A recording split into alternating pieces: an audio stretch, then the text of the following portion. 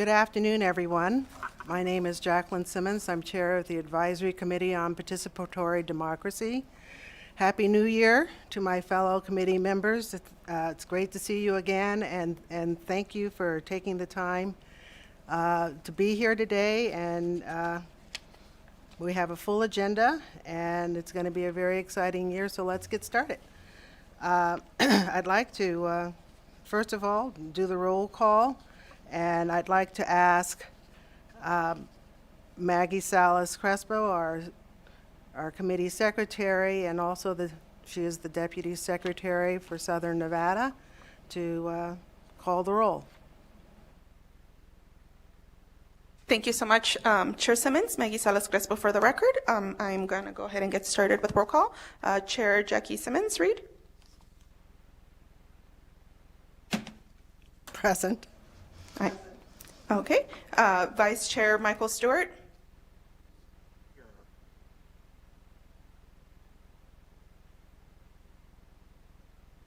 I didn't hear you, but I know you're here. Maggie Salas Crespo here. Councilman Christopher Dyer, again, he is joining late, so we should have him on here soon. Amy Tarkanian. Here. Perfect. Pauline Lee. Present. Carlos Padilla is absent excused. Bishop Derek Rimson. Here. Tammy Tiger just emailed me to let me know she's running late, but she's on her way. And then Dr. Dan Lee, I know, is also running a little bit late, but I'm not sure if he's on Zoom, but Dr. Lee. And then our Emirates committee members, Sandra Cosgrove is also trying to get on the Zoom, so I know she'll be in here shortly. And then Douglas Goodman. Here. Perfect. Chair Simmons, we do have a majority and we have established quorum. Thank you very much. Thank you very much.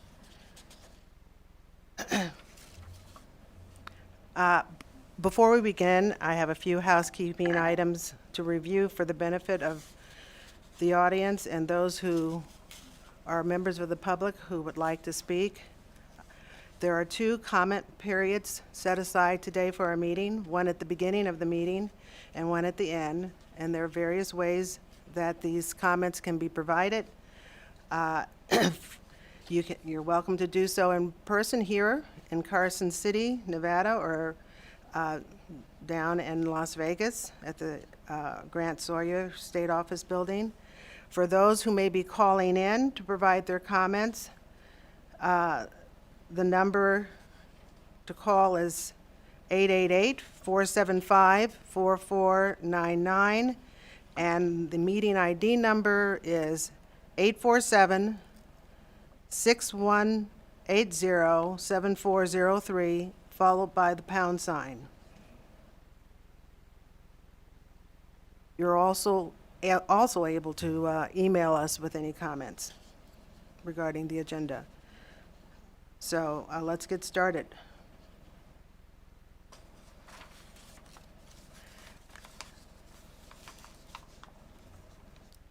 We will now open the first comment period, and I'd like to ask the Broadcast Production Services here today whether we have anyone available who's interested in providing comments.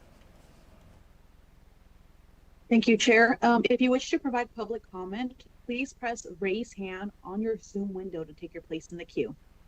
Again, if you wish to provide public comment, please press raise hand.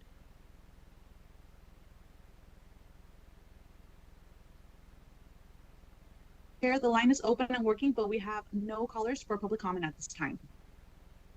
We do not have any public commenters here today in Carson City. Are there any in-person commenters in Las Vegas? Chair, this is Maggie Salas Crespo for the record. We do not have any members here for public comment in Las Vegas. Thank you. Thank you, Maggie.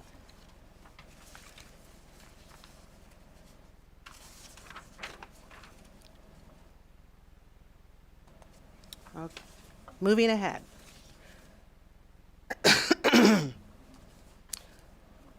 First item I have here is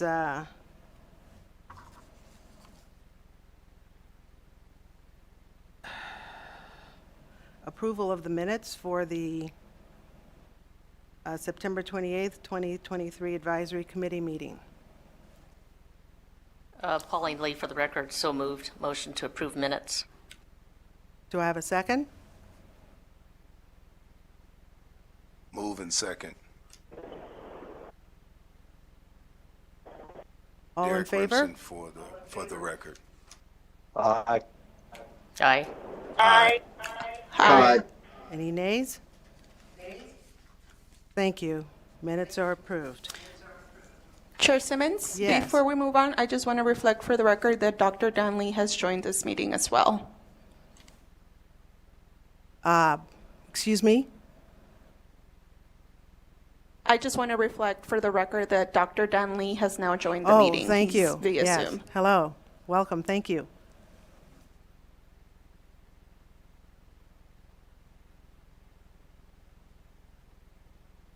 All right. Moving ahead to item number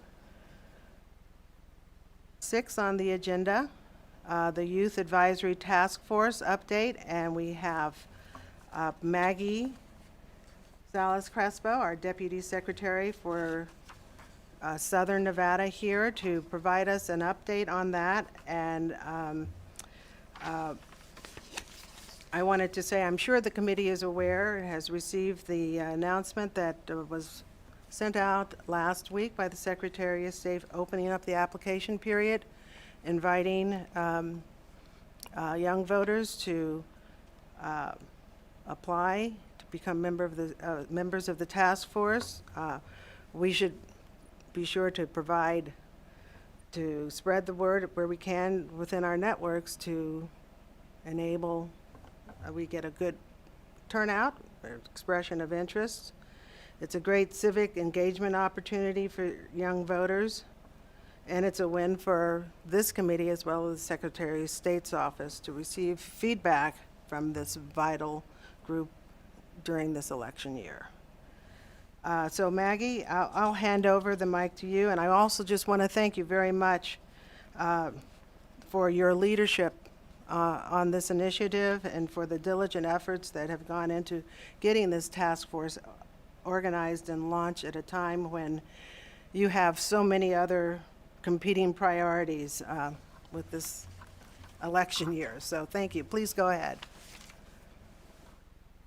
Thank you so much, Chair Simmons. I appreciate that. Maggie Salas Crespo for the record, everyone. So as Chair Simmons mentioned, the Office of the Secretary of State did put out a release last week announcing our recruitment for the Youth Advisory Task Force, which essentially will help the ACPD with the duties, largely focus on young voters.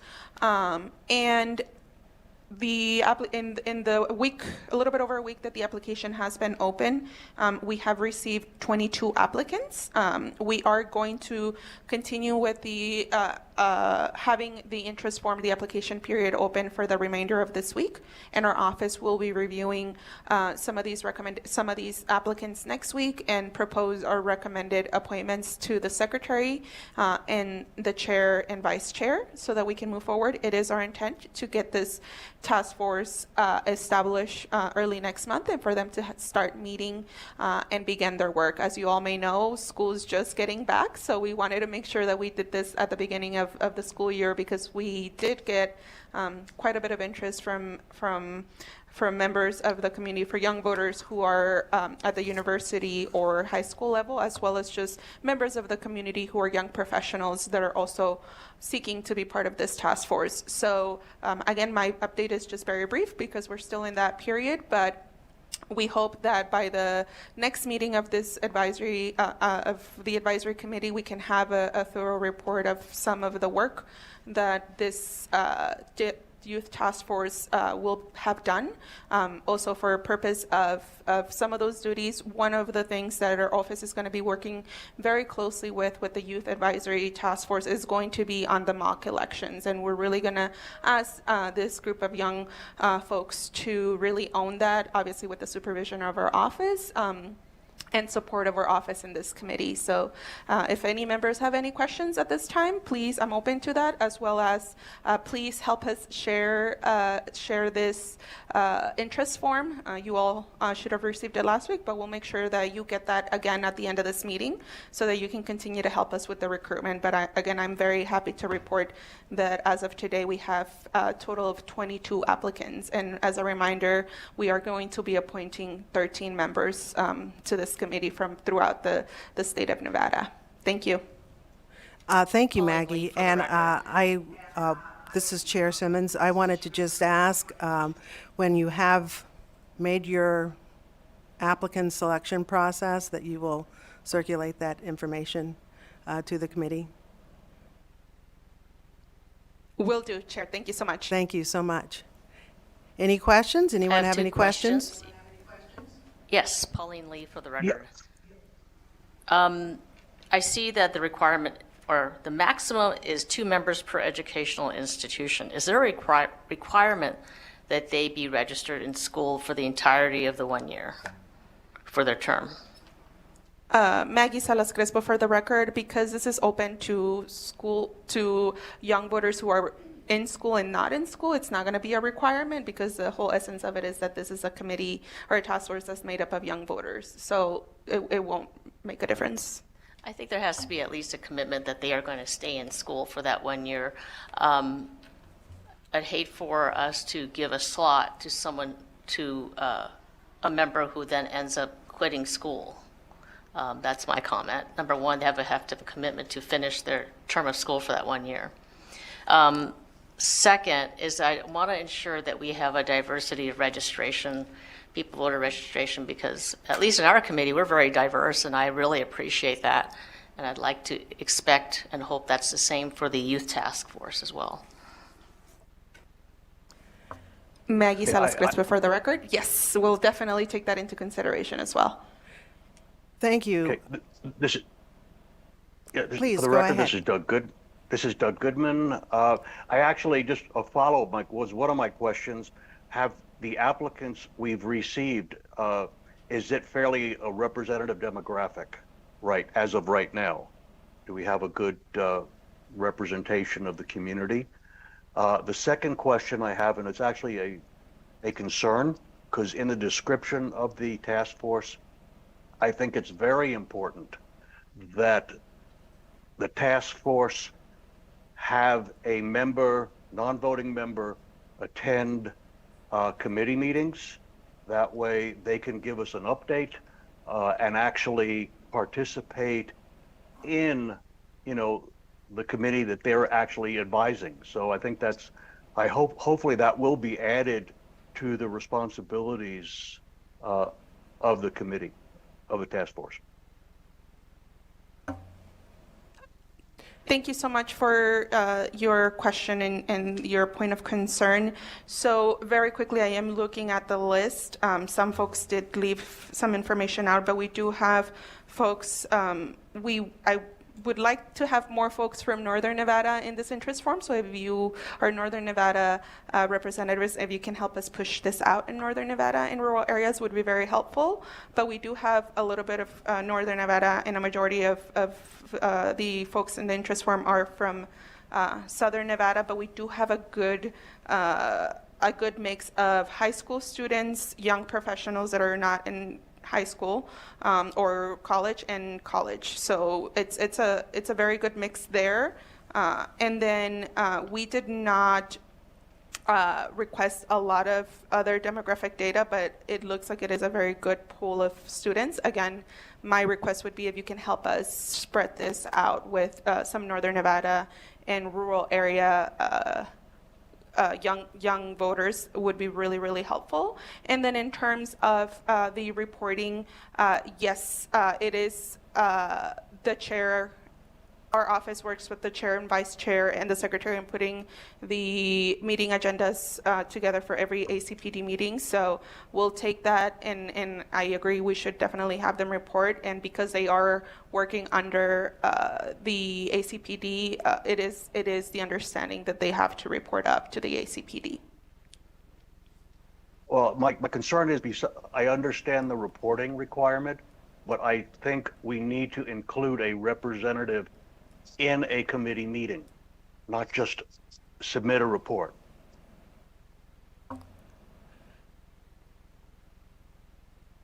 Chair Simmons, I heard, I think you want to. Doug, I just wanted to ask if we could get some clarification. You're talking about having a representative of this committee available to meet when that task force meets, or vice versa? For the record, this is Doug Goodman. Vice versa, the task force should have a member attend the committee meetings. I think that's part of the learning experience as well. I think that we'd be hard to disagree with that suggestion at all. Whether it is always would be feasible, it is something that we should strive to make happen. Any other comments? Chair Simmons, I just want to add that when I said, when I mentioned that we would have one of them report to this committee, I meant reporting in each meeting. So we'll work through, once the committee is established, and we work through leadership and that one of those members will come to each ACPD meeting to report on their activities. Oh, because they're excellent. going to be doing a lot more. Yes, that's when I meant to report to this committee. Oh, thank you. Thank you. That was my This is understanding. Doug Goodman. Thank you for the clarification. Thank you for raising that, Doug. I wanted to circle back to Pauline Lee's comments, and I appreciate her comments about diversity too, as well. Again, my reaction is that I understand how we want to try to allocate these slots to have a good cross-section, but if someone were to be enrolled in school, they may not, for any variety of reasons, be able to, it's not just that they would just quit school, quit classes or something, that there may be personal circumstances that interfere with their ability to attend class or something. So I didn't want to preclude that possibility, and we should anticipate that those things can happen that could, affect the constitution of the group. Yeah, Stanley, for the record, just to jump on that. I think what the more likely would be if it was a rising, like a senior that's graduating, right? Where they wouldn't be enrolled, say, in the fall, but yeah, just point that out. Thank you. Thank you. Pauline Lee, for the record, my concern is that, say, for example, you have 2 representatives from UNLV, and you maxed out those representatives because they were saying that they were at UNLV, and then if that person drops out or is not able to be the representative at UNLV, then we've kind of lost the purpose of that person being there from UNLV. Wouldn't that be the case? That's very true, that you will, but they are still a young voter. And hopefully we can, because with Maggie coordinating with the group, I would anticipate that there are ways to make adjustments if that were to happen. But we certainly can't prevent that. Chair Simmons, this is Maggie Salas Crespo for the record. One recommendation I would say is that as they are appointed, if they are a member of an institution, that we require them report to us if they take a semester off or they drop off. That way we can reconsider. And if we need to appoint somebody else, given that every single member, similarly to this task force, serves at the pleasure of the secretary, right? And if that's the case, we can also engage them in a different way. So I think that can be something that could be sort of as a backup. For the record, this is I Doug just Goodman. want a commitment. There's no need for promises or, have it written in blood. The point is if, UNLV is a very large institution as an example, and if there's quite a few students who are interested, we want to be able to give all of them a chance. And if one of them, for whatever reason, is no longer at the institution, then I just want to be fair. Thank you, I For the record, totally agree. Go ahead, Doug. Yeah, for the record, Doug Goodman. Maggie, when did this announcement go to We the People coaches at the different high schools? I don't believe so, but if you can, if you have contacts and can help us forward that on, we do send it to all of the folks that are on several of our listservs. And it also went out on our social media channels, and it's been shared by folks that we've sent it to. So I'm not certain if it has gone to We the People, but we can definitely ensure that it does.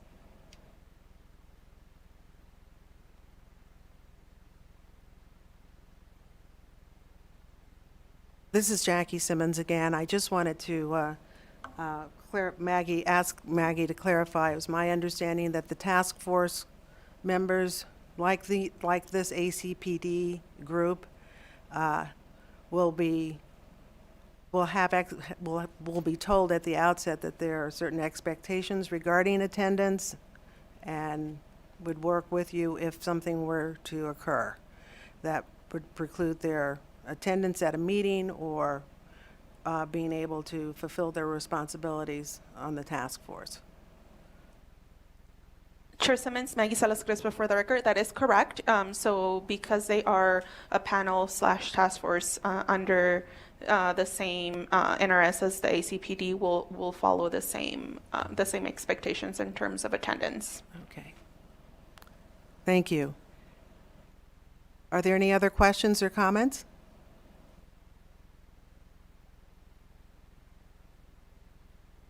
Okay, well then we'll move on to the next item on the agenda. The update from the Secretary of State's office ahead of this upcoming presidential preference primary, and we are very fortunate to have Deputy Secretary Mark Velasquez, Deputy Secretary Mark Velasquez here again to provide us with an update, and thank you, Mark, for taking the time to join us at such a busy time. Absolutely, Madam Chair. Good afternoon. My name is Mark Velasquez, Deputy Secretary of State for Elections. And again, thank you, Madam Chair, members of the committee, for allowing us an opportunity to talk today about the incredible work that your county, city, and state election officials have continued to do in preparation for the upcoming presidential preference primary. A little surreal to have it finally arrive after the discussions back in 2021, it was, for Assembly Bill 126. A date that we quickly scrolled through our calendars to see what it looked like, and sure enough, it's a Tuesday. It seemed like an eternity away, and now it's rapidly approaching. In fact, we are but 2 days away from the start of the 1 week, rather, of early voting. Again, one important distinction from the presidential preference primary compared to the June or November elections is that there is only 1 week of early voting for the presidential preference primary under statute. Work has continued, though, again, unabated, I would argue, despite these holidays that I hear so much about and other weekends and whatnot. The state continues to work closely, as I said, with the county and city election officials as they continue to prepare for the upcoming election. A couple items of note that I would like to touch on, if I may. First and foremost, while early voting does start on Saturday, rest assured, Nevadans have already been casting their ballots. The Effective Absentee System for Election, or EASE, is the system that the Secretary is approved for transmission, intended originally for military and overseas voters under the Uniformed and Overseas Citizen Absentee Voting Act. 320 Nevadans from 10 counties have already submitted their ballots through the EASE system. A breakdown that includes 55 active duty service members along with 23 spouses, 69 voters with a disability, and then 173 overseas citizens that have taken part in this presidential preference primary so far. Additionally, mail ballots that initially went out prior to the 45th day mark for those same military and overseas voters have been continuing to come into the counties across the state, with approximately 65,000 or so that have already been returned at last count. And again, the work continues, not only in addressing the EASE ballots and processing mail ballots is allowed per statute, but in numerous other ways. Poll worker training and recruitment continues to be both a challenge and an opportunity for education, both with, in many cases, county and city staff members, as well as Just making sure that folks understand the importance of taking part in this civic process and the opportunities that they have across the year in front of them with the June and November elections coming up. There has been some challenges in getting recruitment, but we continue to work very closely with the counties, and in some cases even have identified methods where the Secretary's entire agency has been willing to support and act in some cases as poll workers across our state to facilitate the voting rights of Nevadans. The logistics and discussions about setting up early voting locations, working through contracts, all the behind the scenes, important work continues also in preparation. That began over the last few weeks as well, and really the planning before that, months in advance, in fact, to make sure that they were meeting the appropriate timelines so that early voting can start on Saturday. When it comes to outreach, and I don't want to steal my colleague's thunder with the next agenda item, that is also continued, I will say, and she will elaborate further. But across the state, websites being updated, notices sent out. We continue to work diligently to inform the electorate as they call us, send emails and the like about the presidential preference primary. The questions, as you can imagine, range from where to vote, when does it start with early voting, how long on election day, but also a lot of questions in relation to the Republican caucus that was discussed at the previous advisory meeting. Again, and as briefed before, those questions as they relate to the state-governed presidential preference primary election, we answer those and then quickly direct the individuals to go speak to their party otherwise. Processes and procedures. Again, for many of our clerks, it's been a little while since they've overseen an election, and most of them, frankly, have new staff members. So this becomes an opportunity also for them to review internal processes and procedures to make sure that we are doing the best jobs that we can to both stay in compliance with state and federal law while also looking closely at the logistics, like I mentioned, behind setting up a polling location, training staff, et cetera. And then lastly, at the state, I do want to highlight that we have been diligently working to onboard a lot of new staff members. We're now at a point where we have 18 full-time equivalent staff positions in the elections division, including myself. And I'm proud to say that we have but one vacancy, so that your state election division that works for the Secretary of State, again, is fully manned and working rapidly to address the needs of the state. And that includes even not only an additional individual working in the team that focuses externally in answering phone calls and emails, but our language access team is fully staffed now, as is our compliance. I guess we're 50% in compliance now. Someone's been offered the position, but they don't start until the 5th. So there's, again, as we look to the entirety of the election year, some extremely exciting capacity questions that have been answered, frankly, at the state to make sure that we can meet the needs. All of that, and I suspect there'll be some questions that we can go into a little bit further in detail, but I do want to remind you also that, while the focus, of course, rightly so, has been on the presidential preference primary and making sure that we're meeting the requirements of state and federal law, there are other things in the works too. Across the state, we continue to work on the transition, one of the Secretary's priorities, to a top-down voter registration system, the VREMS project. That has continued, and again, I will tell you, it's been humbling seeing the state, the project team, and the counties and cities really, on top of everything else they have going on, find time to make sure that this critical project continues to move forward in an appropriate manner. Regulations. We have one last opportunity for a regulatory review. So the state and the counties have been working closely. Again, this is based on county input from the previous election cycle and other lessons learned. We have another opportunity on February 2nd and then February 14th with a workshop and adoption hearing, respectively, to review and discuss and gather input from the public on one last batch of regulations that would relate to specifically the June and November elections. Again, with the interests of security and transparency being first and foremost in our minds with those regulations. On the county level, there's, again, it's not just elections that the 15 rural clerks have to deal with. They recently are either finished or getting close to finish the Board of Equalization, which is an extremely time-intensive requirement. There's budget developments across the counties, too, that they've been working on, which I highlight simply to stress that, again, it's truly a Herculean effort the counties have to undertake to make sure this occurs. It is never as simple as one might guess. And then lastly, excuse me, not specific to the presidential preference primary, and I know we've talked about the 3 elections that are going on this year, but I'm afraid it's a little bit of a misnomer, it turns out. We may actually have 9 elections this year. 1 recall in Palomino Valley, the General Improvement District, has turned in the signatures. They have the raw count. The county, which is Washoe County, will now verify the signatures to see if that one will move forward. There were 2 recall petitions in the Incline Village that failed but are under appeal, and that investigation is wrapping up also, which may result potentially in those 2 recall elections. And then there's 3 recall elections ongoing right now. They're gathering signatures in Esmeralda County. So again, there's potential for work upon work, as each of those 6 additional elections would require, of course, the full applicability of Title 24. And the applicable provisions of state and election law, or federal law, excuse me. And then lastly, a handful of petitions as well.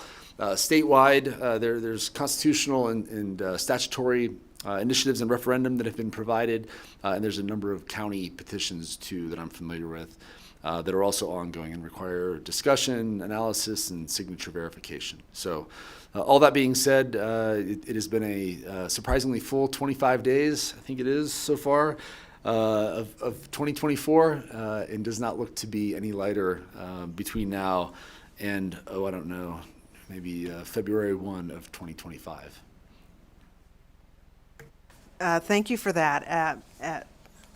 I wanted to just tell you, make sure that our committee was aware of, I think the secretary at our last meeting mentioned the fact of his work to get the Nevada Bar involved with helping with supporting the elections and the benefits of having members of the bar there to provide assurance to the public that the elections are being run in a correctly and safely. There's been some press coverage about that recently with his partnering up with the Attorney General of Nevada to kind of get the word out, and we should also try to do that as well. On a personal level, I just wanted you to know that I recently heard from a friend who attended some training up here in Washoe County, and I received some very favorable feedback about how well organized things were, and you know, the manuals and the uniform procedures, and they were very complimentary of the effort that they saw unfold that day. So thank you. Any other questions? Pauline Lee for the record. Mr. Relashin, I sent an email to you asking about why the voter registration numbers in Clark County on the Secretary of State's website differed from the numbers that Clark County has. Did you have a chance to take a look at that? Mark Voloshin for the record. Ms. Lee, I apologize if I did not reply. I will double check and make sure I get an answer to you. Especially, I know Clark County's numbers on their website are updated daily, whereas ours are a snapshot in time taken the first day of the month. But I'll review that and confirm and get you an answer ASAP. Thank you.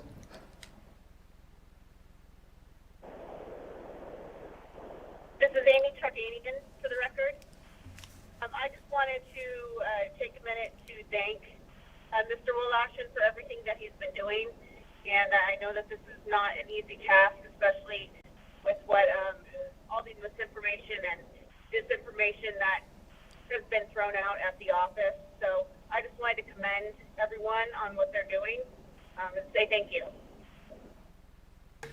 Mark Voloshin for the record. Ms. Tarkanian, I do appreciate that, and it is very much a team sport. So I will carry your appreciation and thanks back to the Elections Division and make sure that they and the county officials hear that as well. But thank you. Pauline Lee speaking. Is there a set narrative, a set document that all of the election workers will if anyone asks about the difference between the PPP and the caucus? Mark Voloshin for the record. Yes, ma'am. So there are slight deviations county to county, with some individuals or counties offering slightly more, but the theme is the same. We speak about the presidential preference primary. We talk about the dates required by statute. We talk about, as you can possibly imagine, the filing period, when the filing period was, when the withdrawal period was, and what happens if you miss a withdrawal period in any election cycle. Beyond that, when questions come up about, well, the pros and cons to this or that, or the timing, locations, procedural questions about the caucus, we continue to direct those individuals and those questions back to the NVGOP or to the county parties as well. And I do know that has been occurring across the state in a uniform manner. The idea of, here are the dates for early voting, here's when the election timelines are. Beyond that, we encourage folks to talk to their party. Does that answer your question? Yes and no. I'd like to see that for the Secretary of State to have a standardized statement that all of the county clerks and election department workers will say to people who ask that question. There has to be a standardized statement so that there's no misunderstanding. Mark Voloshin for the record. Yes, ma'am. And we do, and we have provided to the counties a standardized statement. Some of the county public information folks, as part of their effort to try to further address it, though, have increased, again, essentially the verbiage around that same statement. I do understand your concern, though, and it is something that we collectively continue to try to find the right answer to address. Because I will tell you, quite frankly, our standardized statement helps, but also does not satisfy every single individual that emails or calls. We do have a standard phrase that we provide. And oftentimes that leads to other questions, so that it's rarely just a single interaction back and forth. But I do understand your concerns. Thank you.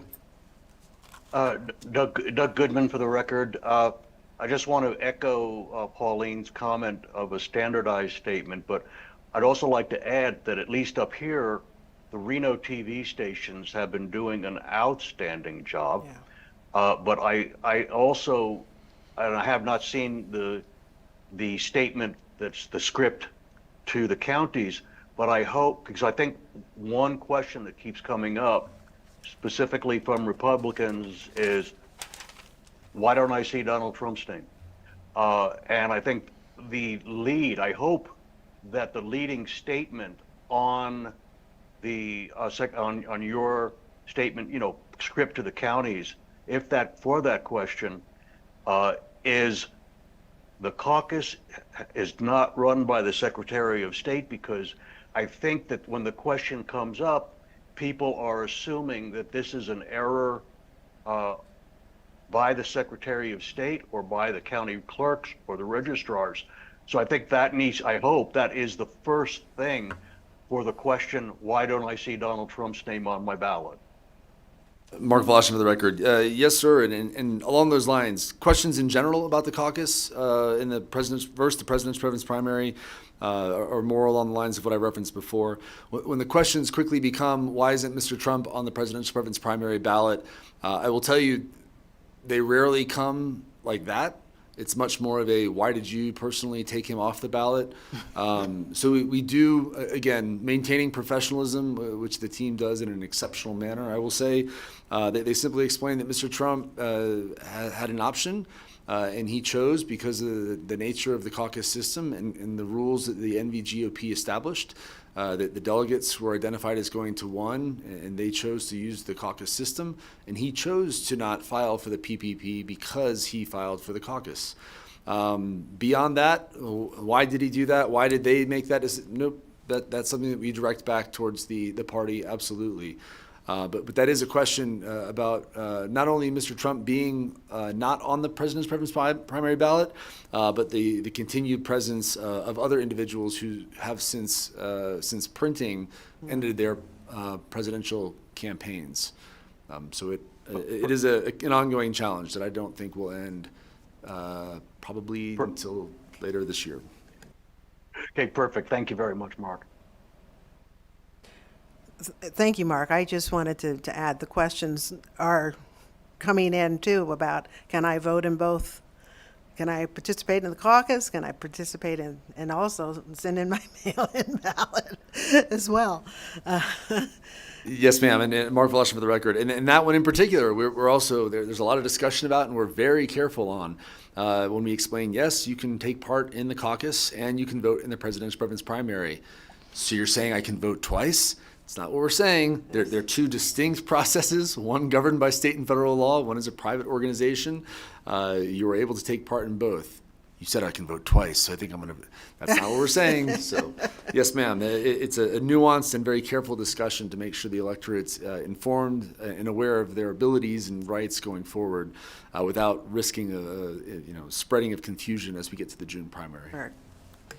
That's right. Thank you. Thank you so much. Any other questions, comments? Michael Stewart, I do have just a quick comment or question, Madam Chair. Please go ahead. Mark, thank you so much again to you and your entire team for the great work that you've been doing to prepare for the election. Just to comment on, I think on election security, I know that's something that your office takes very seriously, and I don't know if you want to talk further about some of those efforts, because I know that there's election security matters that are threaded through everything from protection of voter registration lists to personal information, your ongoing testing of our mechanical voting systems, your risk limiting audits, your very refined and specific procedures for counting ballots. Is there anything that your office is doing, to kind of promote those efforts to assure the public that our voting process is safe and secure and something that's reliable and very well vetted in our state law and in our regulations? Mark Voloshin for the record. Thank you, Mr. Stewart, for such a wonderful softball question that I'm excited to answer.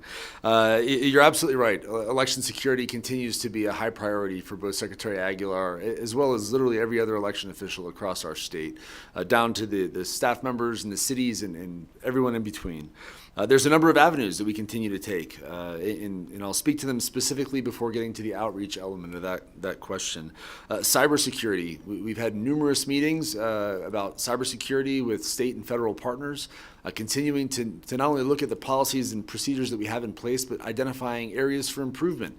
As well as trying to find ways that not only are going to provide additional cybersecurity protections as we move into that top-down voter registration system, but also, again, as we identify potential areas of risk across the counties and state, that we work very closely with the partners as necessary to shore them up. Again, not waiting for the general election, but trying to do these things immediately. So cybersecurity, again, very important, continues to be an ongoing effort. From a physical security standpoint, again, there's also opportunities that we've identified with the Department of Emergency Management and others, grant opportunities. And we also work closely with our federal and state partners to make sure that from a physical security standpoint, not only is there security to the machines themselves, and even a procedural security, as I believe you're alluding to, by strict adherence to our statutes and regulations relating to counting, transportation of ballots and the like, but also to the staff members. Secretary Aguilar is extremely clear that these elections couldn't happen without people. And with the passage of Senate Bill 406 and during the last legislative session, that process is something that we continue to look closely at and refine to make sure that an individual across our state who is interested in taking part in supporting this important civic duty by being a poll worker, by applying to be a staff member at a city or county election office or at the state, is not concerned about their physical security or well-being, and can instead, again, look forward to the excitement and enjoyment of truly working to support voting rights across our state. So there are ongoing efforts in regards to our outreach. I certainly try to incorporate those discussions into just about every outreach opportunity I have. And we continue to look closely at other efforts to, how we can get the right word out about what we're doing. Because I think you highlighted a very important thing. It is not a small amount of my time that goes towards increasing the security and ensuring the integrity of our electoral process. So I appreciate you bringing that up. And perhaps maybe at the next meeting I can have a little bit more in-depth discussion, or our public information officer, maybe I'll rope her into this as well, and we can jointly present about the outreach efforts as it relates to election security. But thank you. Thank you so much.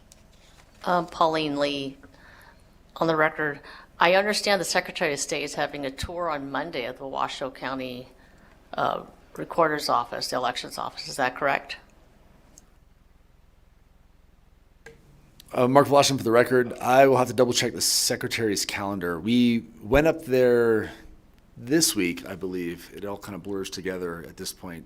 But he may be going back next week. Potentially, yes, ma'am. It would be great if he did something like that down here in Clark County as well. Thank you. Yes, ma'am.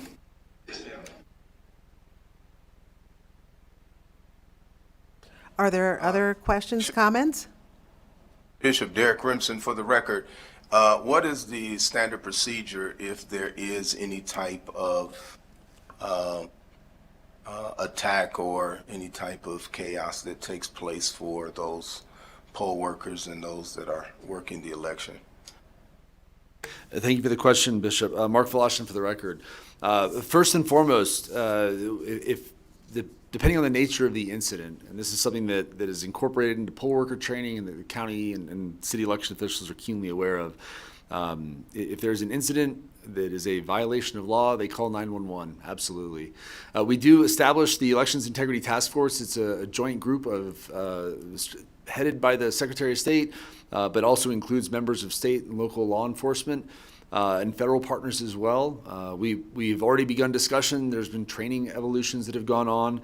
And the idea behind the Elections Integrity Task Force is so that when an incident occurs, really through early voting, but also up to and including and after Election Day, the appropriate law enforcement agency is able to be quickly notified with the appropriate information to take immediate action. In a case like you're describing, I believe, again, at a polling location involving a poll worker, that does look like a 911 call, and then the Sheriff's Department or local law enforcement responding as appropriate. We would be notified at the Elections Integrity Task Force about that and make sure that the appropriate follow-up occurs to make sure that, again, not only the integrity of the election is preserved, but also that those poll workers are taken care of as necessary too. If it's a more complex issue, if there's anything ranging from bomb threats to even acts of the weather, frankly, that cause interruptions that would warrant a law enforcement response or other element of the Department of Emergency Management, the Elections Integrity Task Force can notify those entities as well to make sure there's a timely response. And to speak to that point also, again, there have been numerous tabletop exercises and ongoing discussions, continuity of operation plans across the state being reviewed through the lens of elections to make sure that, again, whatever weird event, unfortunate weather event or otherwise that could possibly occur anywhere from downtown Las Vegas to one of our more rural counties, or something up at a higher elevation. We've thought through it and prepared appropriately and made sure that those agencies, whether it's the state's emergency management, the county emergency managers, county law enforcement or otherwise, have been made aware of that. But that is an excellent question and something also that we take very seriously. Does that answer your question? Yes, Bishop Derek Remsen for the record. Thank you so much, Mark, and your staff and team for the hard work. I know that is a concern. There are poll workers that are needed and, election workers that are needed. And I know that, in this upcoming election, that is major concern. So we want to make sure that our poll workers and those that are working elections are very, very, very, very, very safe.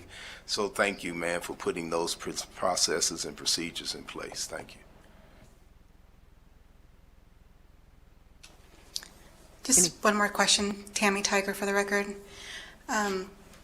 Deputy Velasquez, could you also speak to election observers? I know working in the 2020 elections, some of us were trained for election protection. Sometimes becomes an issue for Nevada's tribal members who vote outside of their reservation. Can what is the regulations on people who are there to observe?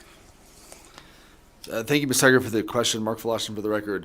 And another excellent one, because again, equally important to working on elections and supporting them from the staff or even temporary poll worker side of it is the ability to observe.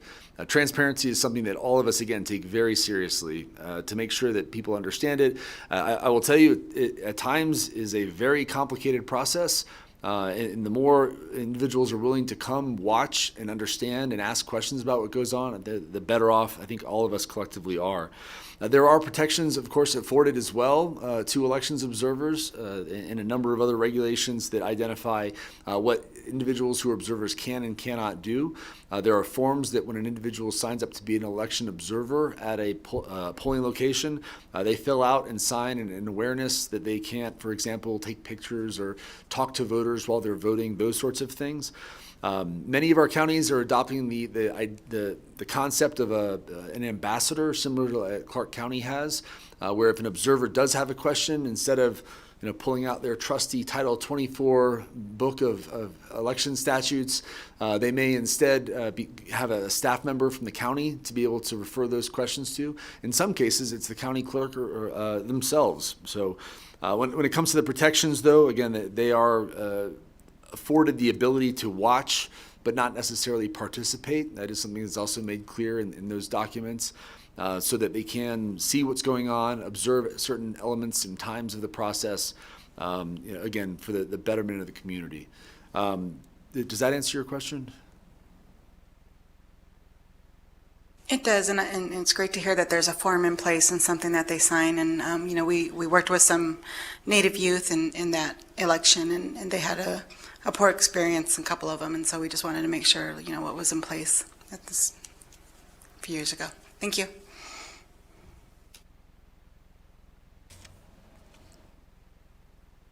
All right, thank you.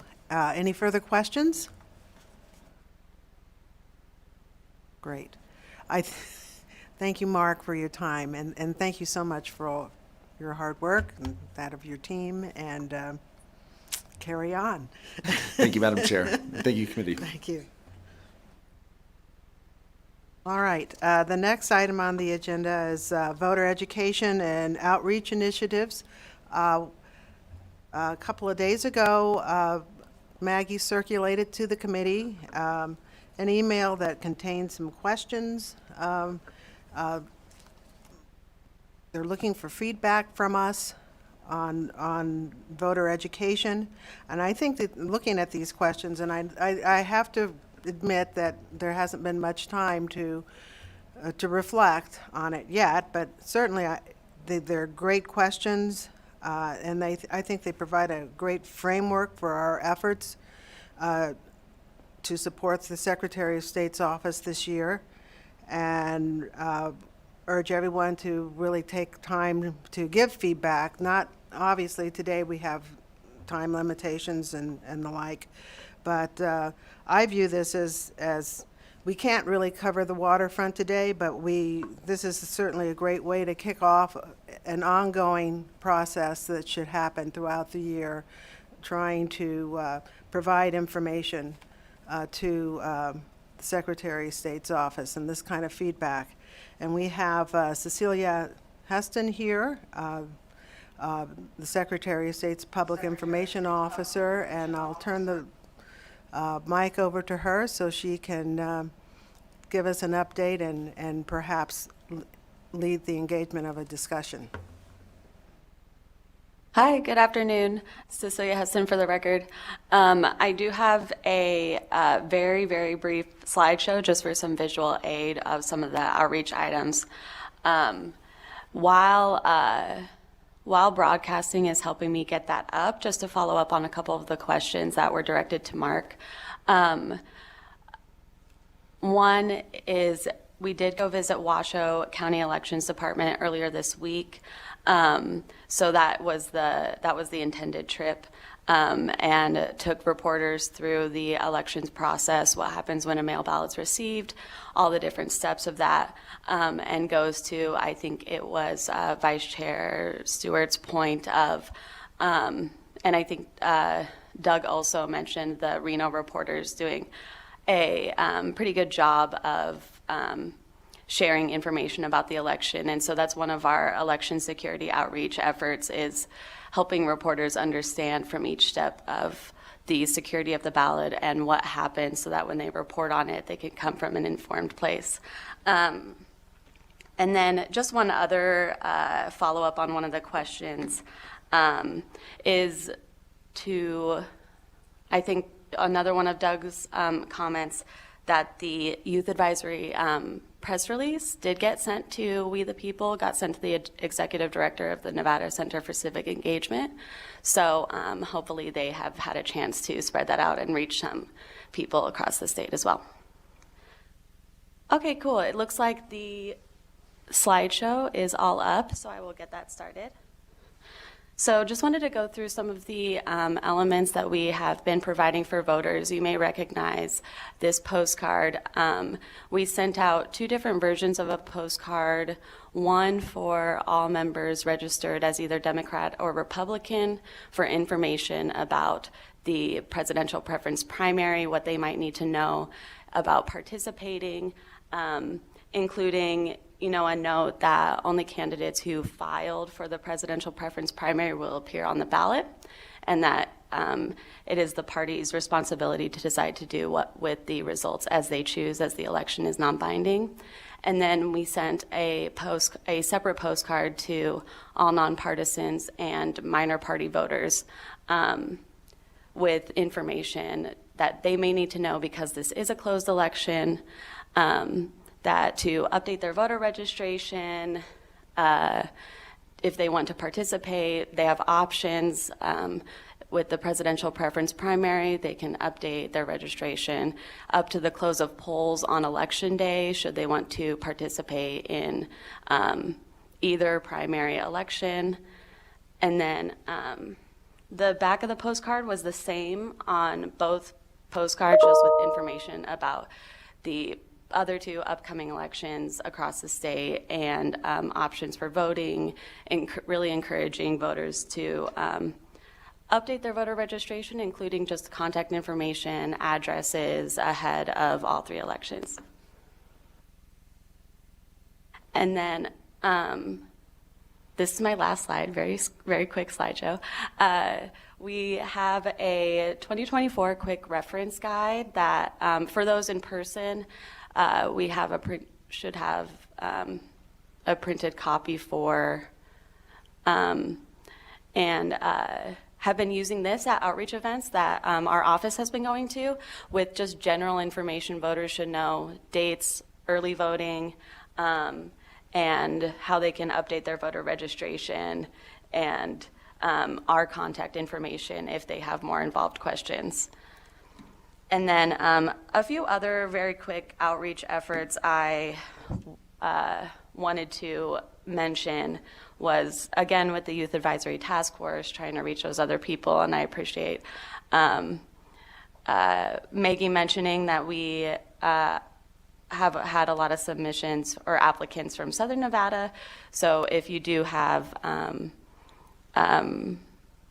methods in Northern Nevada to share the application process, I think that would be great to get some more applicants. And then a couple different poll worker recruitment efforts.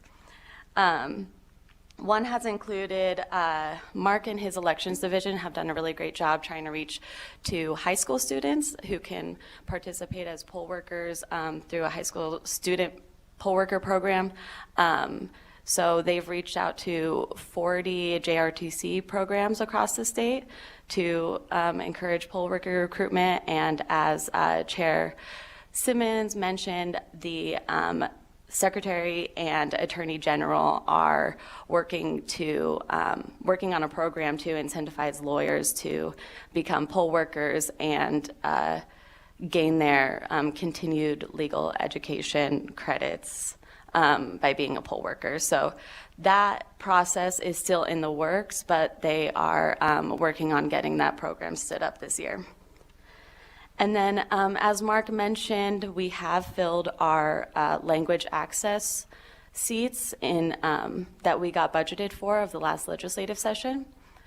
So those are 2 positions, and the program officer who is leading that started just before the holidays, so they're really starting to ramp up and get some of these efforts off the ground.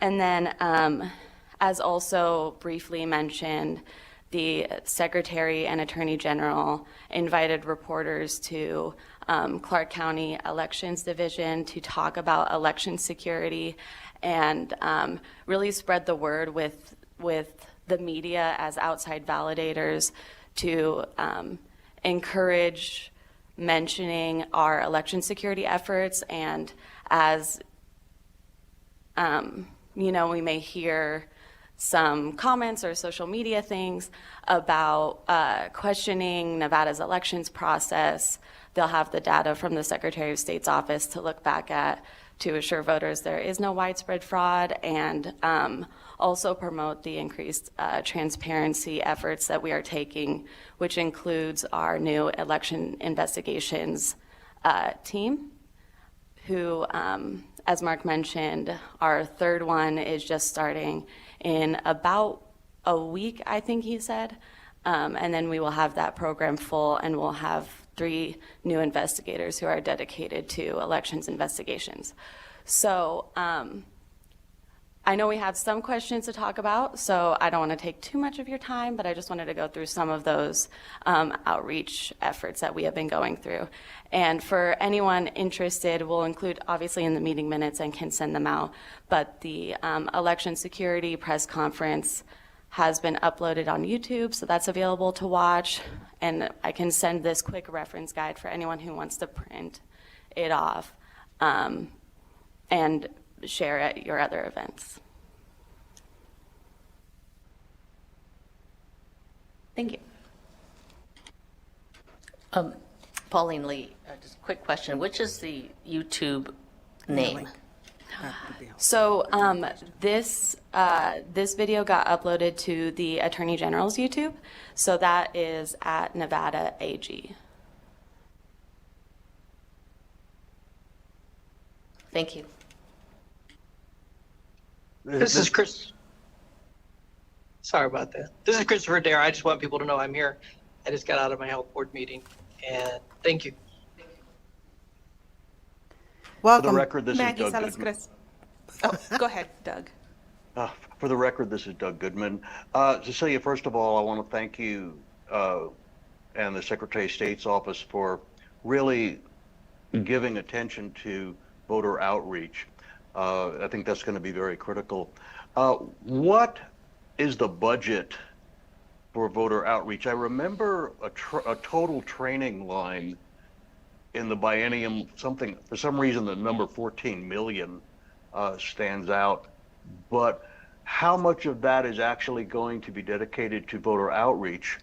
And the other question is, and it goes to probably your questions that you submitted, given that we have a 3rd election this year, my fear is that there are going to be a good number of voters who come June are going to say, I already voted in a primary. And I think we risk having a lower turnout than what we normally see, which is 18 to 20% anyway. And so have you given any thought to how you're going to address that and make sure people understand that, no, that there is a statewide primary election in June, and, this is open to, that they need to remember and not to have voter burnout, thinking there's going to be, that this is a 3rd election. Cecilia Heston for the record. Thank you, Doug. So first, with the elections outreach budget, I will have to, I can get you specific numbers. I believe It was specifically for outreach, voter education. We received like 800,000, I want to say, but I will need to follow up with those exact numbers. I will note that a large percent of that funding is for language access. Our language access program coordinators, we set off a large part of it because it will be through contracts and vendors that are that their work is language access. So a large part of that funding will go to that, and then a number of other smaller outreach efforts. And then the second question about the June primary, yeah, we're going to continue our voter, education outreach efforts, community engagement. I think that some of the voter engagement education efforts to encourage people to go out for the June primary will be conducted by the candidates, since there will be so many more, and so many more from people's communities that are going to be on the ballot. So they'll also be engaging people in their community for the June primary, and sort of set that apart from the presidential preference that is about to happen. But yeah, there will still be voter engagement and community outreach from our office, but we definitely have been considering that voter fatigue aspect of this year. This is Doug This Goodman is with the record. Maggie Thank you very Salas. much. This is Maggie Salas Crespo for the record. I just want to add to Cecilia's point in regards to the budget as well. And to kind of steer us into some of the questions that were sent to you all to help facilitate this discussion. This is part of the reason why we're also seeking to have some feedback with you all as to what are some organizations that are probably already doing this work, that we can provide them true verified content to help with those outreach efforts, because unfortunately we are limited in some of that funding, right? So where we can come in is we can come in and to give them that direct content. And they can say, this content came directly from the Office of the Secretary of State, right? We can sign off if they want to include our logo. We're really open to a lot of those partnerships. And that's why we wanted to have this conversation, because we understand that our efforts can only reach so far. And we need you all as our trusted voices in your diverse communities to really help us with that and help us identify who are some folks, some organizations we can work with that are already doing this work, and we can give them true verified content directly from our office to help us spread the word. This is Bishop Derek Remsen for the record. With that in mind, I know for a fact that the NAACP is doing voter education workshops. Matter of fact, we have one that's taking place this Saturday. We just recently had one approximately maybe 2 weeks ago at Nevada Partners in the 5th Ward or the 89106. So what I would definitely suggest is if you guys just continue to keep printing out and pushing out the information like this, so that we do have it, so that we are up on all of the dates of the PPP or the primaries, and all of the processes and policies and things that we need to know, so that we can continue to keep educating the voters, so that because I know in our community, primary voting is usually the lowest attendance. We'll probably have bigger attendance because of the presidential election. So of course the general election will be much greater, and even the primary might be a little bit greater. But again, we run into the voter fatigue, because this is something where you have the three voting deadlines or voting dates. So, but if you all can just continue to keep informing us, sending out the information, and so therefore we can disseminate that in these workshop sessions, and I think that will definitely help our voters. Really quickly before Vice Chair Stewart has a question or comment. Cecilia Hudson for the record. I would also love, at least on my part, while we may not have like the funding or outreach, sometimes what we do have is we have the ability to go to some of these events. So if there is something that happening in your community that you can flag for us ahead of time, that is something that with a little bit of time in advance, we would love to make happen as well. Bishop Derek Renson for the record, how soon can we do this? Okay, all right. Thank you. The sooner the better, definitely.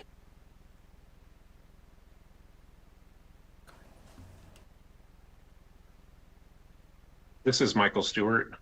Can you hear me? I have a quick question about social media. Cecilia, can you just tell me or tell us what social media spaces you have? Is it Facebook, Instagram, all of the above? And what sort of methods are you using there in the social media space? Yes, so we have the Nevada Secretary of State's official Facebook page. On X, we have at NVSOS, and I can include in the meeting minutes as well the links to all of these. And then we also have the secretary's official account, which is just at Cisco Aguilar on both X and Instagram. And we also have a LinkedIn.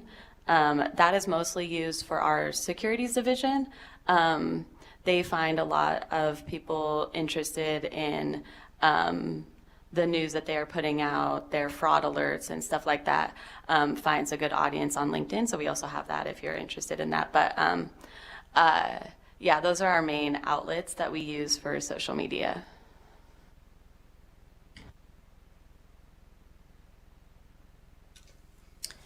Tammy Tiger, I just had a couple questions too.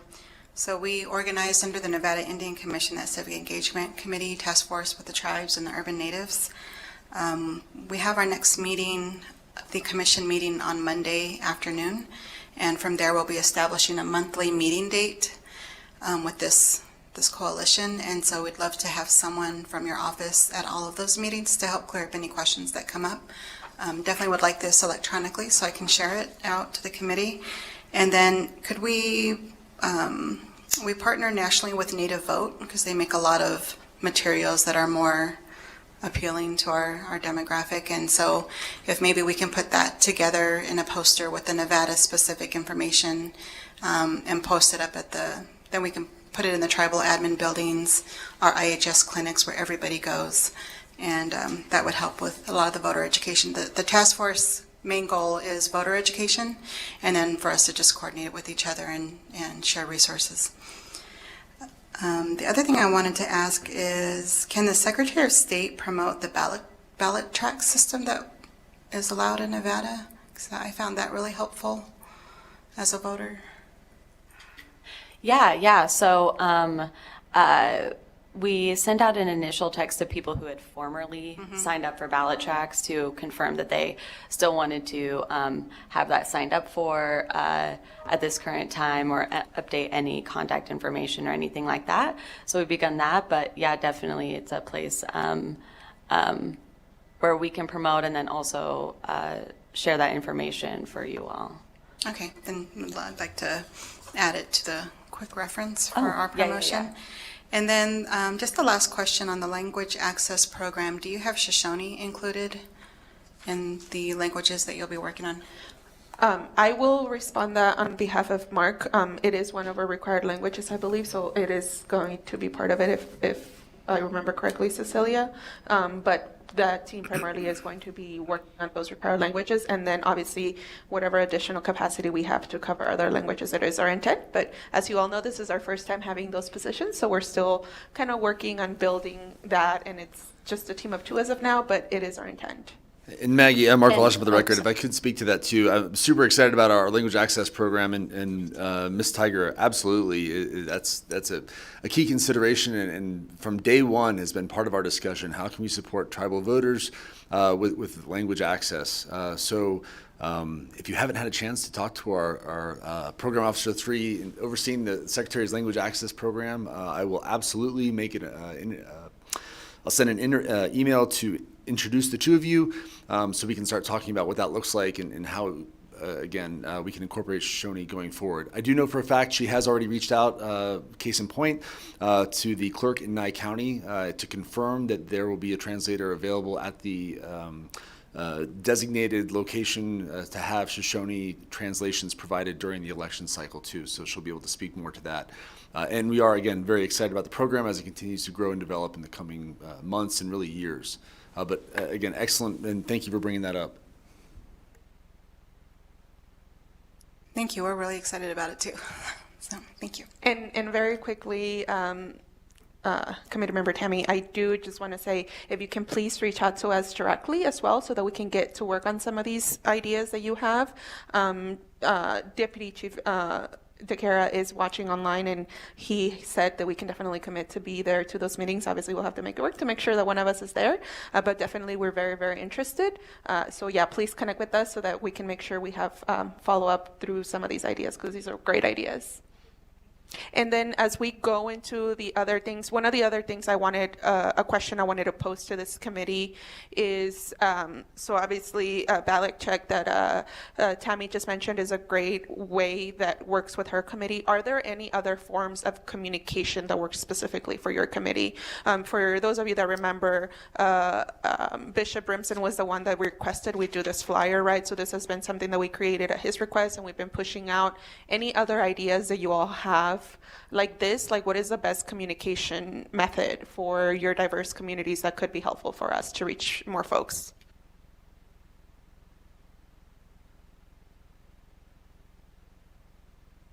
For the record, I think we one should- idea. I'm sorry, Ms. Lee. Sorry. One of the ideas, and I don't know, maybe it's something the Secretary of State's office is already doing, but it might be interesting to have a series of webinars, sort of like a 4 or 5 minute quick Q&A, perhaps moderated by, Cecilia or something like that, for just some frequently asked questions that could then be kind of topic or subject related. A quick 5-minute webinar on how is my vote cast, or what is the counting process, or that sort of thing that could be then uploaded to a YouTube page or a social media page. That might be something to do, and that's something maybe you're doing already, but it might be kind of a neat little twist on getting information out.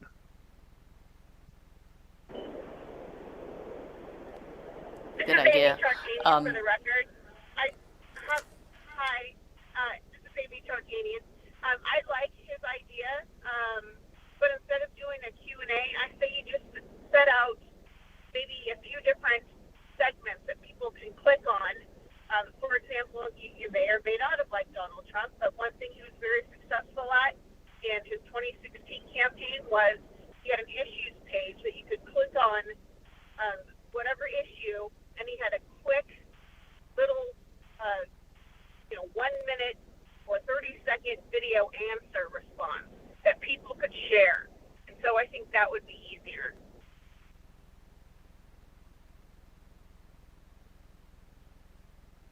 Thank you so much, Amy. And go ahead, Pauline.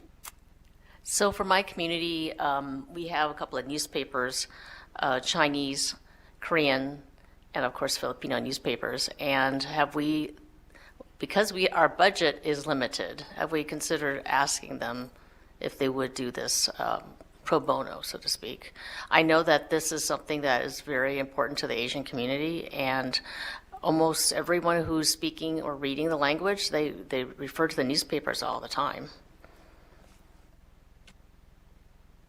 Thank you so much, Maggie Salas Crespo, for the record. So that is a great idea. We had been putting together a list of of other minority press folks that we could reach out to, but if you have any other contacts as well to any of these minority press that you can share, that would be super, super helpful. As you all know, people kind of shift within those positions quite often. So any direct contact, especially if you know them, would probably give us a higher chance of them willing to work with us if we're just being introduced to them. So if Pauline, if you can share some of those contacts, that would be great. And then also to add to Vice Chair Stewart and Amy's question, that is an idea that we were just considering because Cecilia and I just met with another Latino media group this morning who also requested a PSA from the secretary. So it's something that we're already looking into. So I think we're going to kind of look into this idea and develop it a little bit more. But yeah, these are great ideas. So appreciate you all sharing that. So this is Christopher Dare.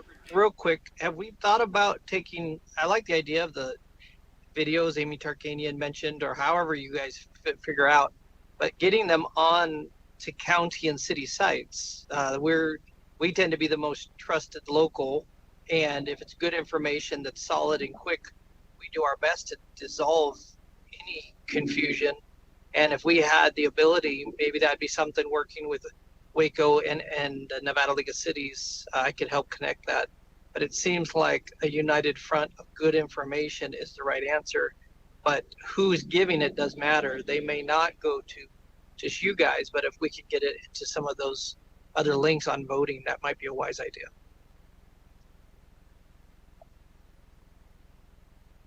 Hello, Cecilia Hudson for the record.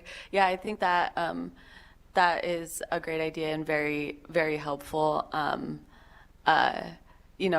the same lines of trying to work with the counties to have that succinct messaging, I think it would be helpful to go with those other trusted voices as well for people who are more used to their websites. Thank you.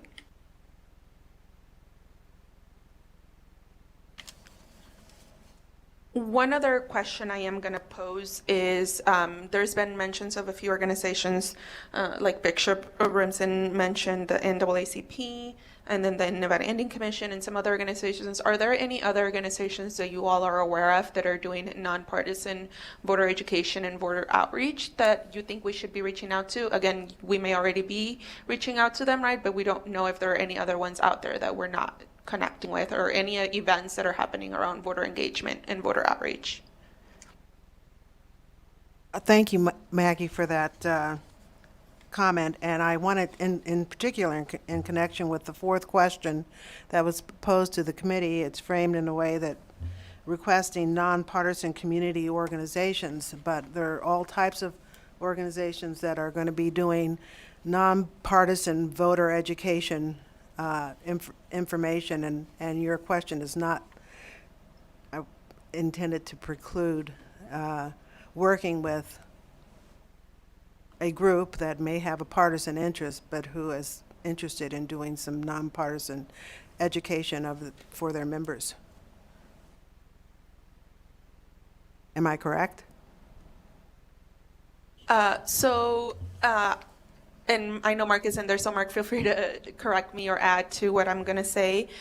So because our office is nonpartisan and our resources and information that we are going to be providing are going to be completely nonpartisan and educational, we can provide it to any organization that requests that from us. However, we cannot directly partner with folks who are doing partisan work, right? But again, if that information is helpful and we can send it to you all and you can all send it to your respective organizations, we can definitely get that information out, because it's going to be just basic educational and voter outreach education information. Thank you. And I also, Maggie and Cecilia, wanted to thank you for the packet that was provided with the information with the dates, as well as we have the attached 2024 Nevada elections calendar, which to my surprise is 12 pages long, but that's the whole story of how things are going to play out this year. But it's a tremendous resource. It gives great appreciation for all the hard work that's going on every single day during this year. And even into the next year. So that's a great tool for us to have as we field questions from people in our networks.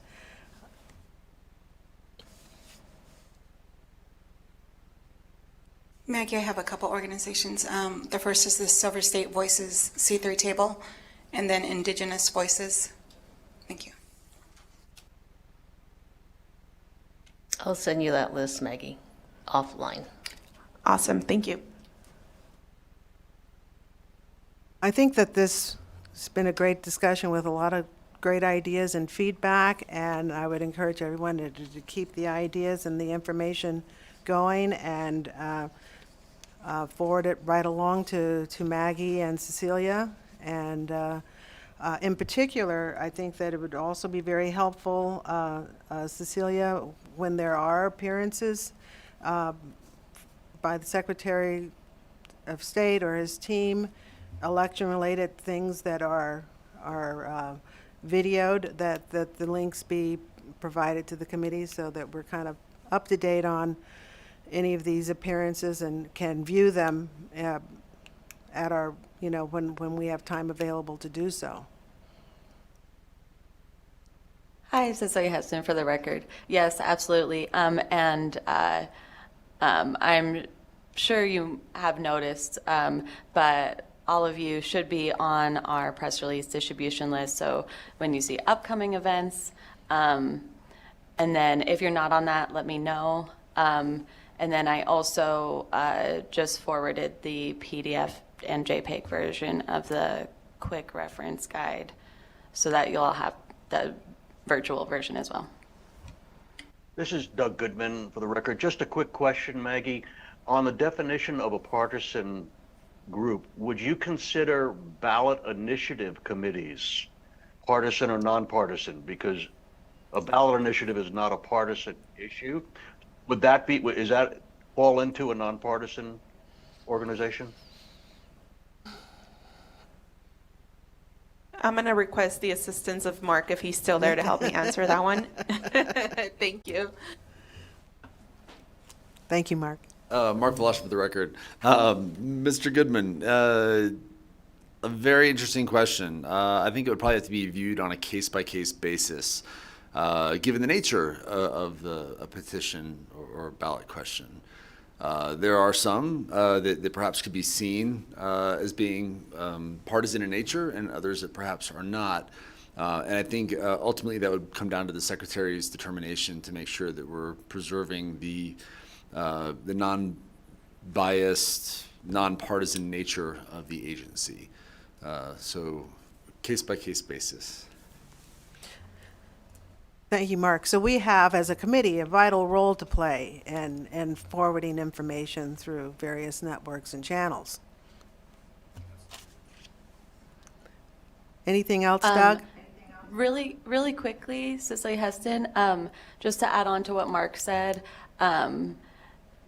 feel free to forward the events that you think it may be helpful for the secretary or someone in our elections office to be able to answer questions at or provide that information. And if we determine that maybe it is a partisan event that we can't promote, we will let you know that and just send you like the PDF or some information.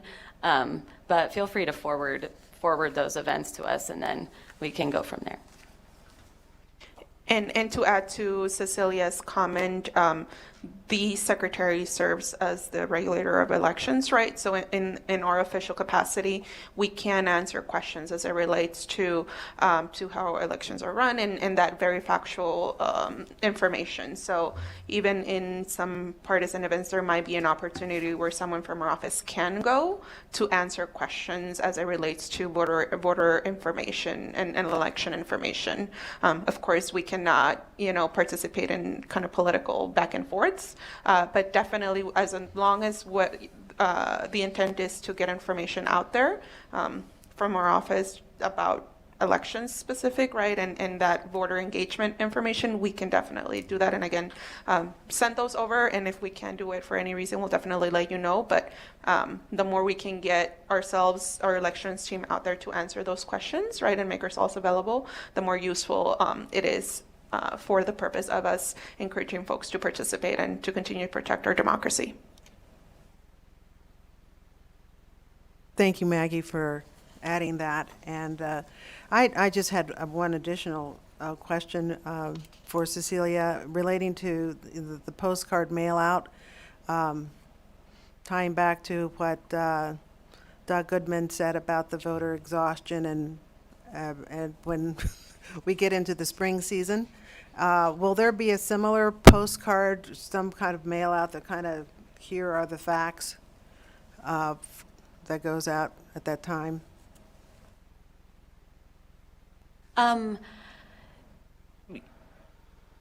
Cecilia Heston for the record.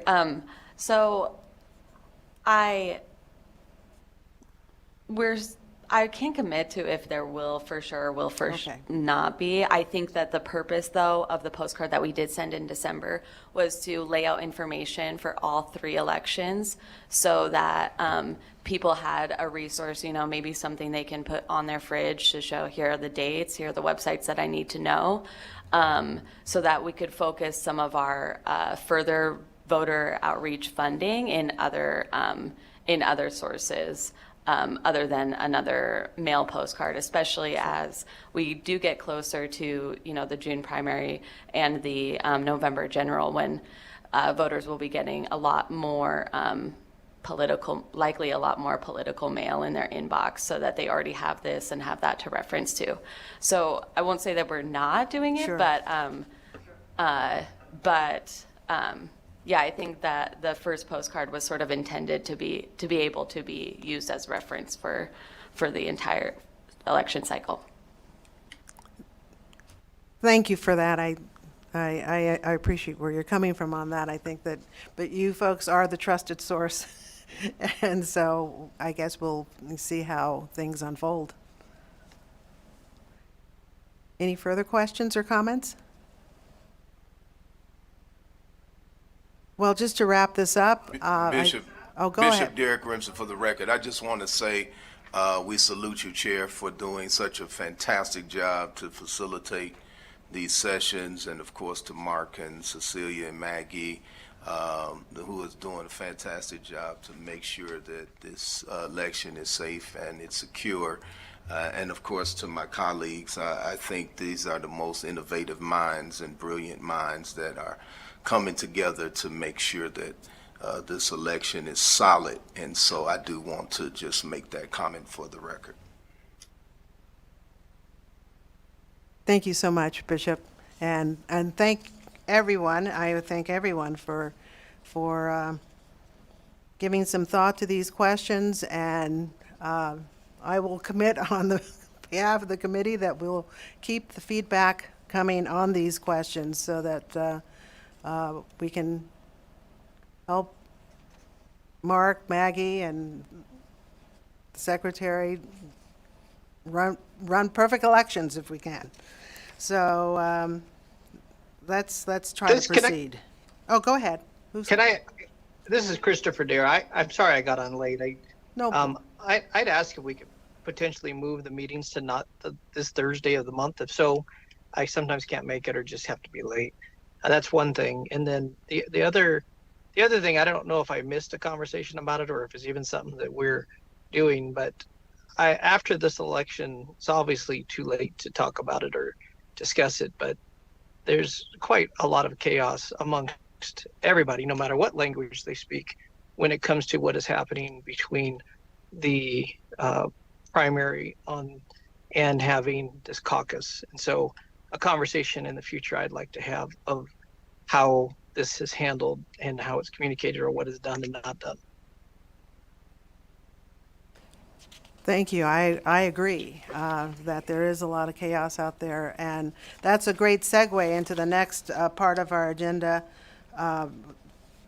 for just some comments among ourselves about what's on your mind, and I invite everyone to send their ideas forward to me and Maggie about future meeting topics.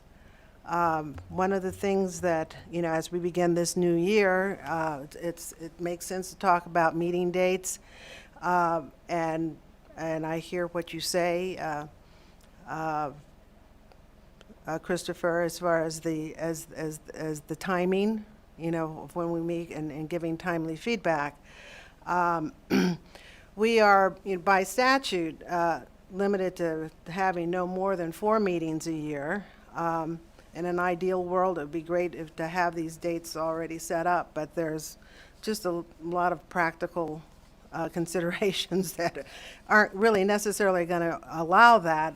Most obviously, just that this is an extremely busy staff, and we have to accommodate their schedules, and as well as just having use of these facilities here today in order to for us to connect remotely by Zoom or in between the 2 offices is a matter that comes with the grace of working with the broadcast team and the other powers that be that have very legitimate needs for use of these facilities. So we just have to work within the confines of those kinds of considerations. I did speak briefly to Mark before this meeting about just cycles and intervals that make sense for meetings with all the activity that was going on, and without making any kind of firm commitment or anything.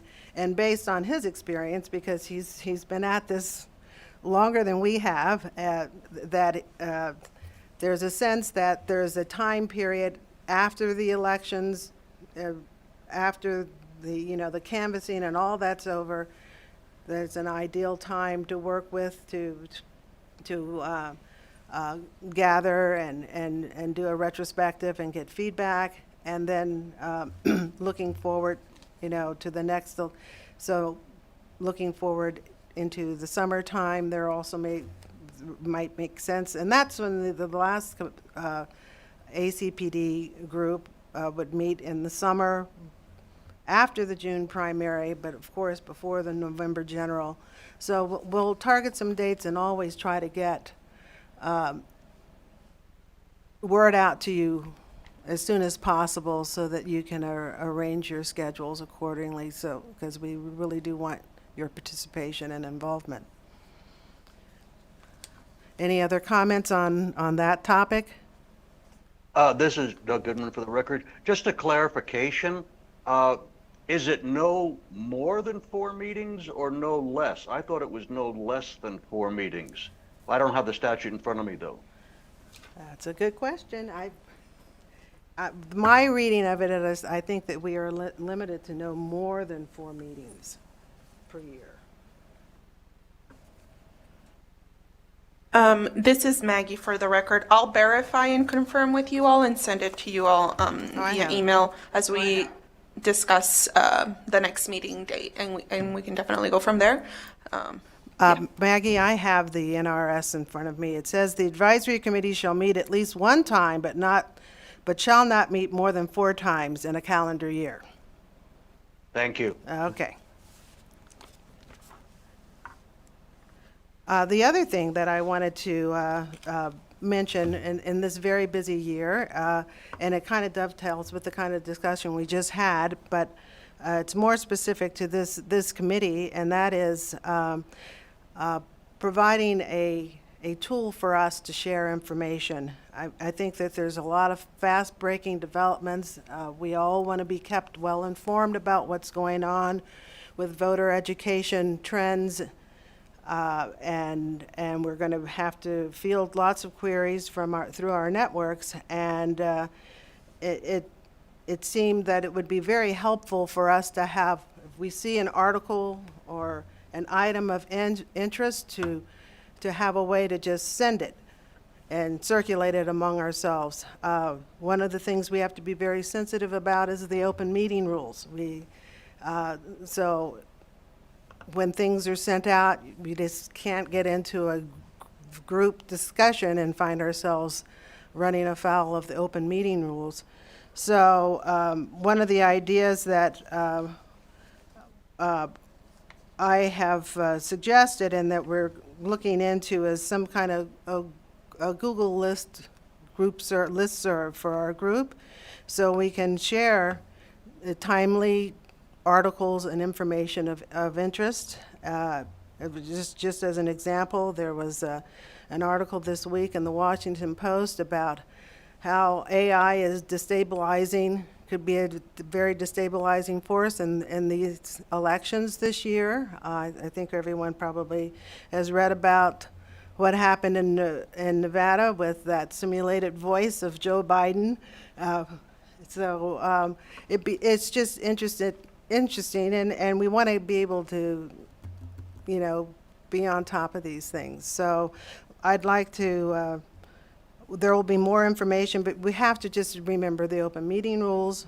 We don't want to find ourselves with a walking quorum, and also to be mindful of our mission as a nonpartisan group, promoting voter education and participation, and be respectful of that. And I think that with those ground rules in mind, there's something that we can do here to facilitate just exchanging information among ourselves this year. Any comments?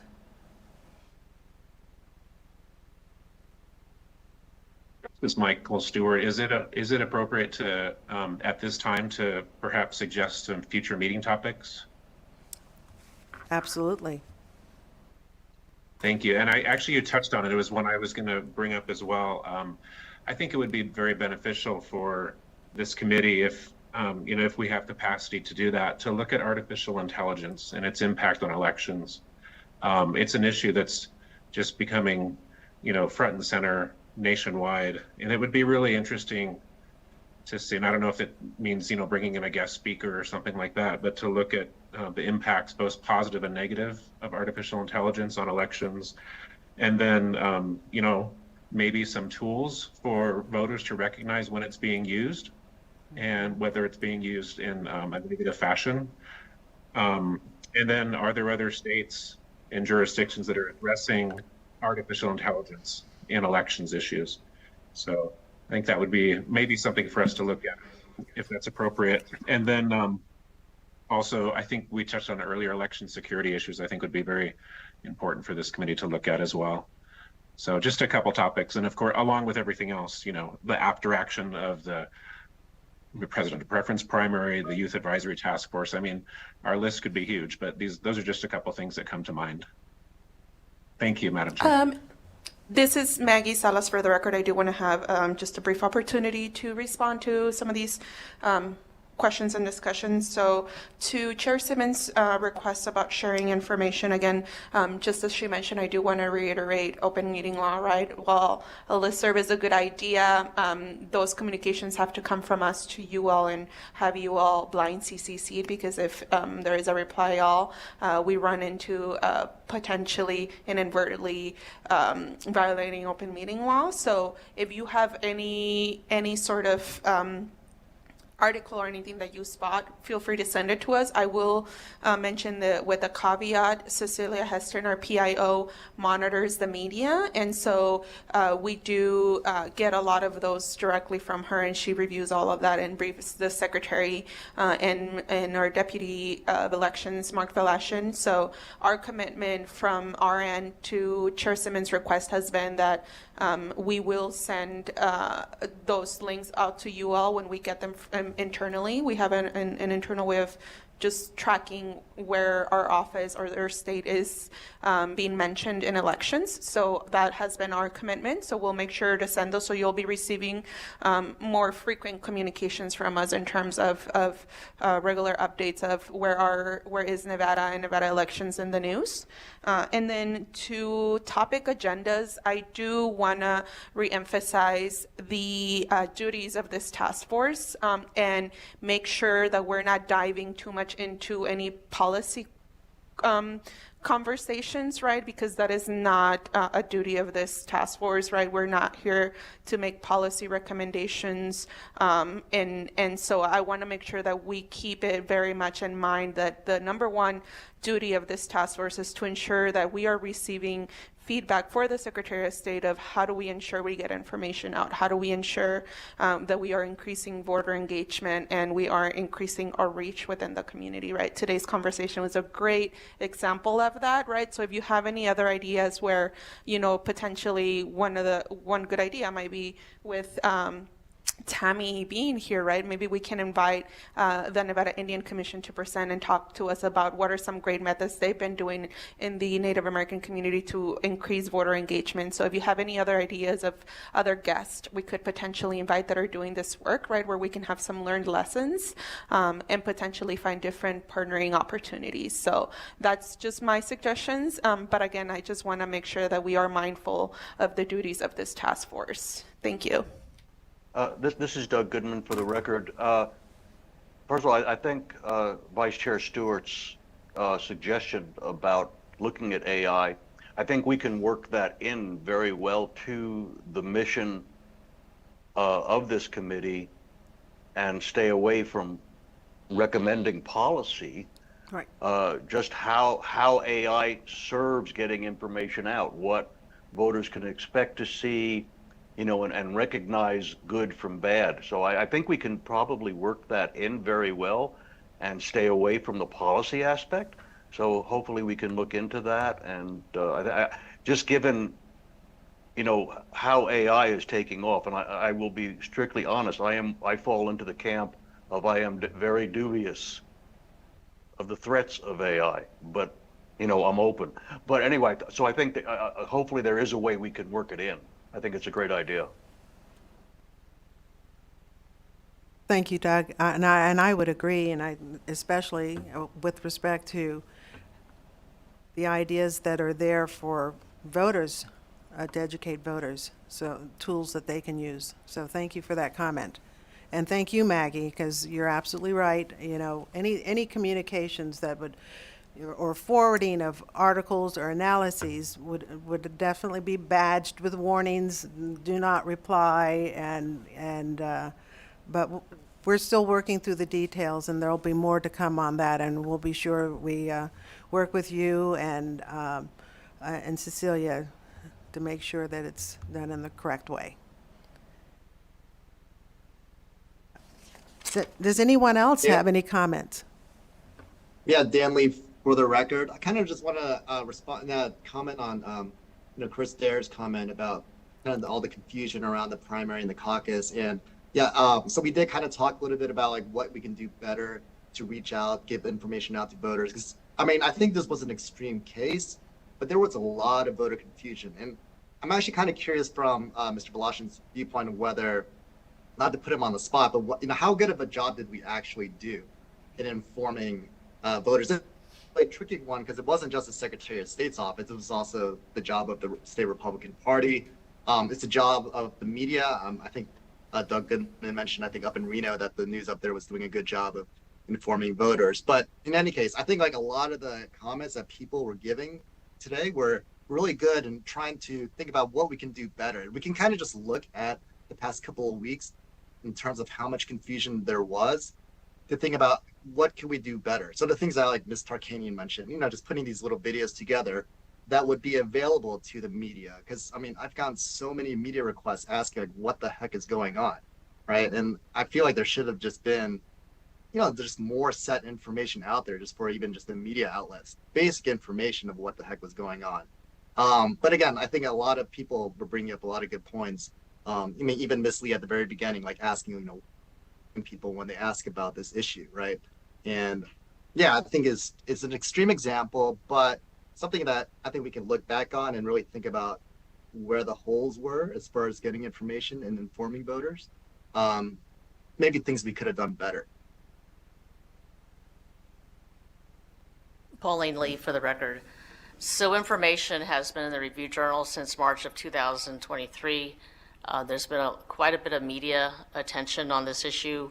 I think also national media and what's happening nationally in both Colorado and Maine have really shaken up a lot of the electors' concerns about election security and democracy. So it's not just about the NVGOP or about the Secretary of State. It's other things happening around the nation as well. So I think that there's been quite a bit of media. I know that I myself I've been interviewed a number of times since as early as March of 2023. I think people have not been paying attention. I think the Secretary of State's been doing a wonderful job, and the office has been wonderful in terms of getting in the information out and providing a set statement. Thank you. Thank you, Pauline, and I agree. And Mark is here to answer your question.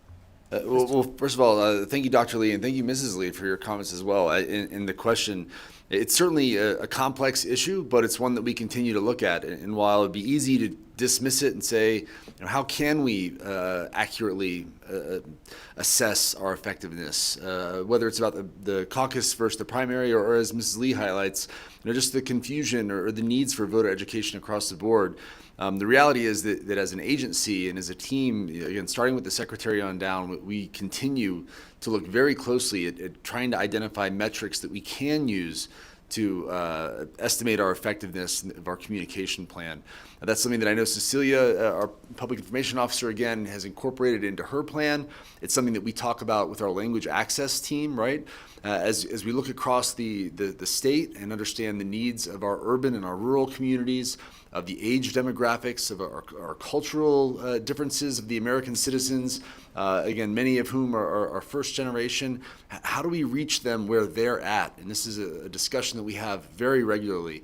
My parents' and grandparents' generations, for example, I think very, very similar to what Mrs. Lee said, relied on the newspapers or evening news for their news sources.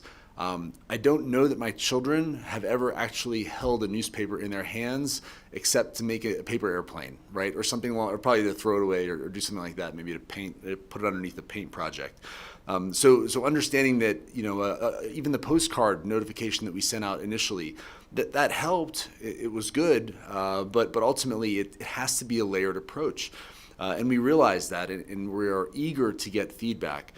In some cases, a postcard may make sense. In other cases, increased newspaper advertisements, or again, now that we have the ability through our language access team to reach out to and work with, other than English radio programs, or other than, even in rural 24-hour news radio programs to reach ranch workers across our state who get up with the sun and work until midnight.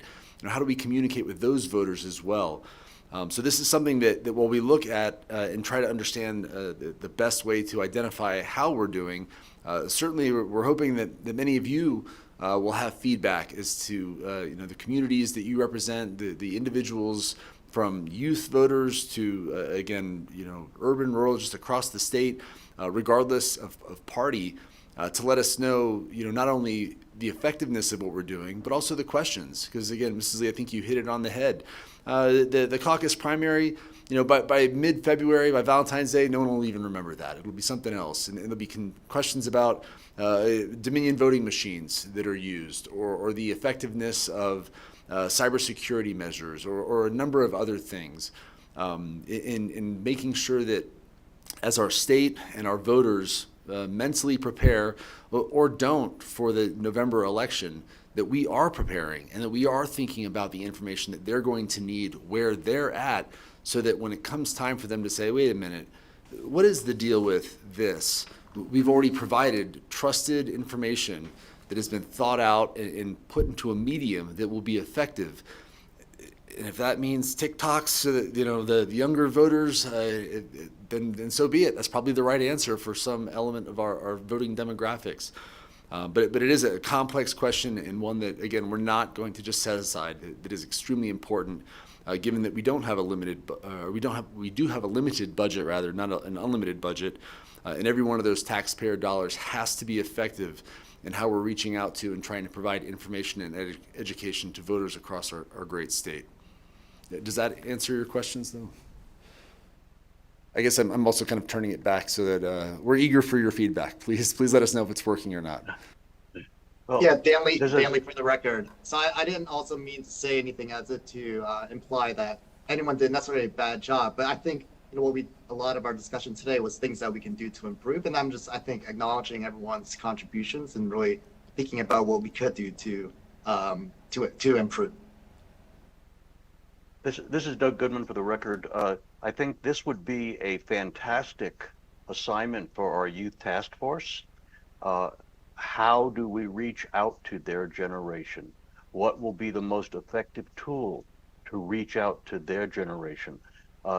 Millennials and Generation Z are the largest demographic group.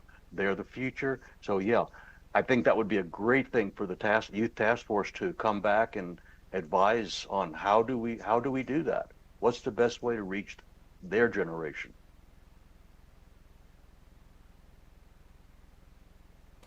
Thank you, Doug. Yes, I agree.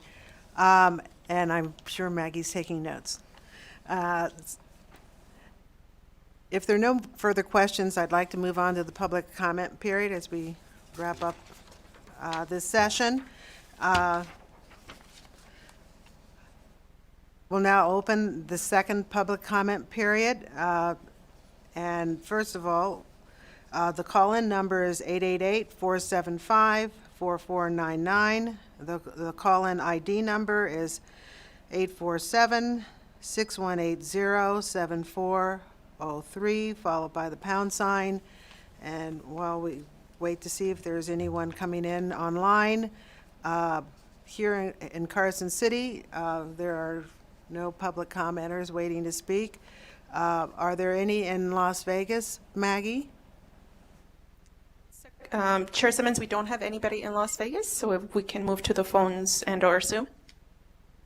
Okay, thank you. The broadcast staff coordinating the call-in, are there any commenters in the queue? Thank you, Chair. If you wish to provide public comment, please press raise hand on your Zoom window. Again, if you wish to provide public comment, please press raise hand to take your place in the queue.